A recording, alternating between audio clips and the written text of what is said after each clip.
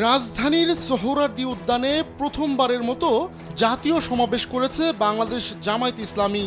শনিবার বিকেলে লাখো নেতাকর্মীর উপস্থিতিতে এ সমাবেশ অনুষ্ঠিত হয়। এরপর বিশ্ব গণমাধ্যম গুরুত্ব দিয়ে এই খবর প্রকাশ করেছে। বার্তা সংস্থা এপি এক প্রতিবেদনে জানিয়েছে, আগামী বছর সম্ভাব্য নির্বাচনের আগে শক্তি প্রদর্শনের জন্য বাংলাদেশের বৃহত্তম ইসলামী দল জামায়াতে ইসলামী লাখ লাখ সমর্থক নিয়ে ঢাকায় সমাবেশ করেছে। সাবেক প্রধানমন্ত্রী শেখ হাসিনার ক্ষমতাচ্যুতির পর দক্ষিণ এশীয় দেশটি এক সন্ধিক্ষণে দাঁড়িয়ে আছে। প্রতিবেদনে আরও বলা হয়, নোবেল শান্তি পুরস্কার বিজয়ী মোহাম্মদ ইউনূসের নেতৃত্বাধীন অন্তর্বর্তীকালীন সরকার বলেছে পরবর্তী নির্বাচন আগামী এপ্রিলে অনুষ্ঠিত হবে, কিন্তু তার প্রশাসন ফেব্রুয়ারিতে সম্ভাব্য নির্বাচনের বিষয়টিও উড়িয়ে দেয়নি। এ নিয়ে বিএনপি ও এর মিত্রদেরও জোরালো দাবি আছে।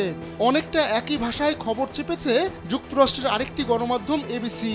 তারাও বলছে, নির্বাচনের আগে নিজেদের শক্তি দেখাতেই এই সমাবেশ আয়োজন করেছে বাংলাদেশের সবচেয়ে বড় ইসলামী দল। এছাড়া ভারতীয় গণমাধ্যম ফার্স্ট পোস্ট জানায়, শনিবার ঢাকায় লাখ লাখ সমর্থকের সমাগম ঘটিয়েছে বাংলাদেশের সবচেয়ে বড় ইসলামী রাজনৈতিক গ্রুপ।